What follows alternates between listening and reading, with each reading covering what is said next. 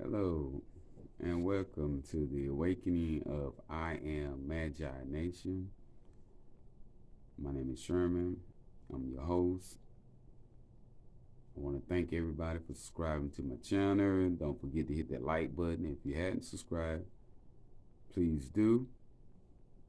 Of what the scripture was speaking of, which lines up with Neville Goddard, the mystic, his teaching. So today I wanted to talk about the imagination and how that we can see in the scripture, what I'm talking about is the Bible.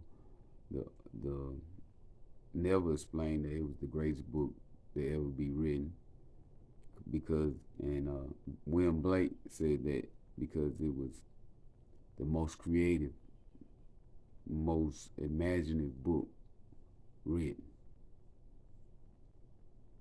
But today, yes, I want to talk about imagination and how that the whole Bible, how it begins to say that in the beginning was the Word, and then it replaced the Word with the Word. So we could see that in the beginning, it was telling us to use our imagination.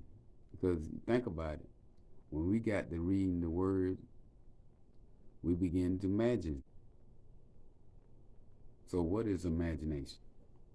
Imagination can be defined as the picturing power or act of the mind, the constructive of creative principle, a phantom, and an irrational notion or belief, planning or plotting or scheming as involving mental construction. Now, William Blake defined it as the very gateway to reality.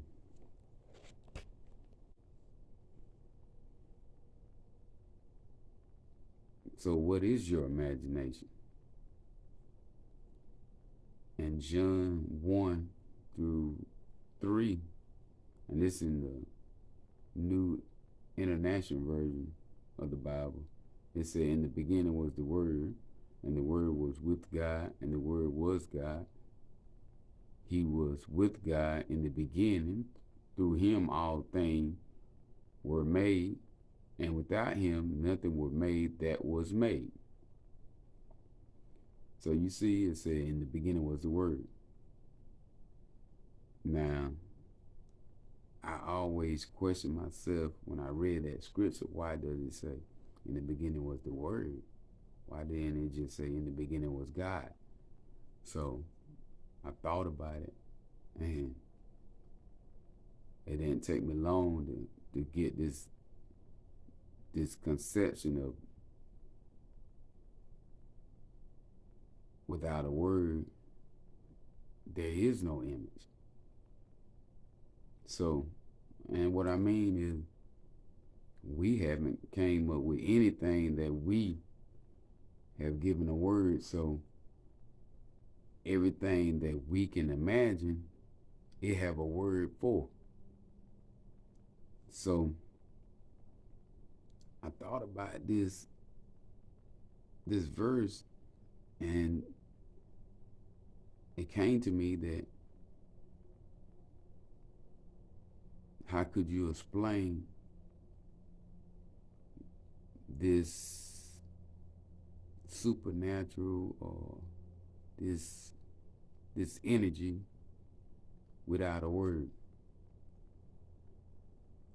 And it's no way possible. So I understand that in order to have something, it must be already something.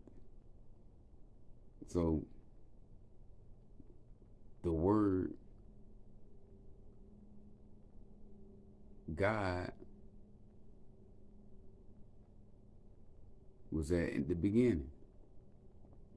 So what I mean by that, You cannot imagine God without having the word God. So by just the word God itself give you an image of something. Wherever you imagine it to be, it give you that. But without the word, you can't. Without the word, what are you imagining? So with every image, there's a word with it. So I took the liberty of going back and replacing the word with the imagination. So in the beginning was the imagination. And the imagination was with God. And the imagination was God. The imagination was with God in the beginning. Through the imagination, all things were made, and without the imagination, nothing was made that was made.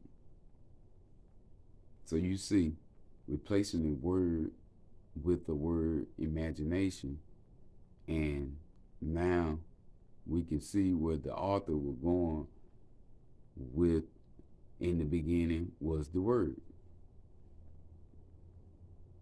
Now, it's some most scriptures in the Bible that I took the liberty of going through and finding these scriptures just to replace the word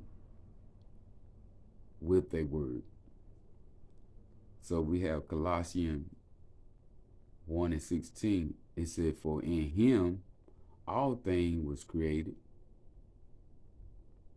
things in the heaven and in the earth, visible and invisible, whether thrones or powers or rulers or authority, all things have been created through him and for him.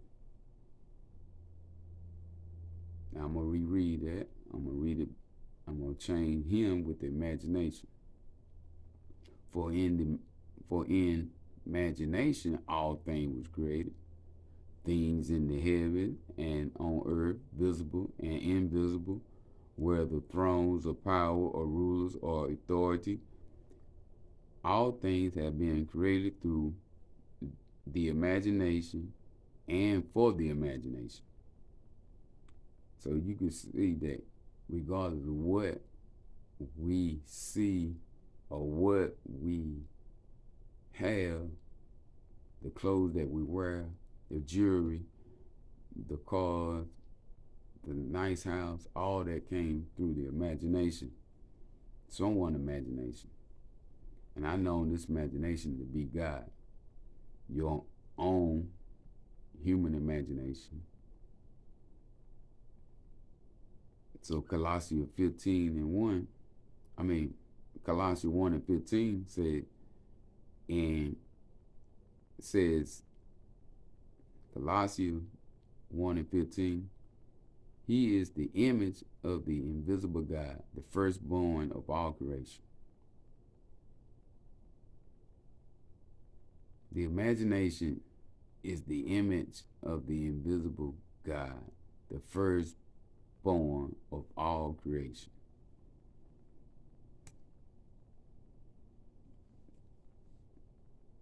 John 3:18 said, whoever believes in him is not condemned, but whoever does not believe is condemned already, because he was not believed in the name of the only Son of God, who is your imagination. I added that.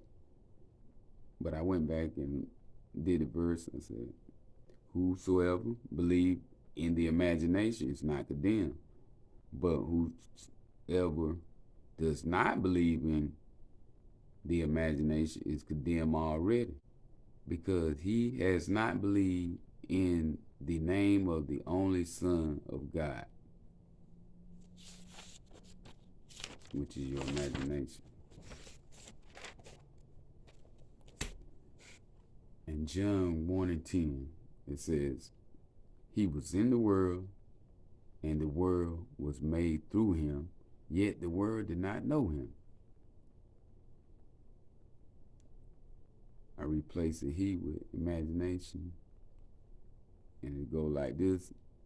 The imagination was in the world, and the world was made through the imagination. Yet the world did not know the imagination. So you can see that everything, our whole life, our whole world have been created through imagination, whether it's your imagination or other. It has been created through someone's imagination. So if you in a situation, you got to believe that you imagine yourself to be in that situation. So if you imagine yourself to be in that situation, you can imagine yourself out of that situation the same way you imagine yourself in that situation. So once we learn the power of the imagination, we'll understand that the imagination is God. If everything is being created by the imagination, then all we have to do is apply our imagination. Be careful what we are imagining, and our whole world will change. So until next time, be careful what you're imagining. Because it ain't just might come true, it will come true. So until next time, let's have a moment of silence.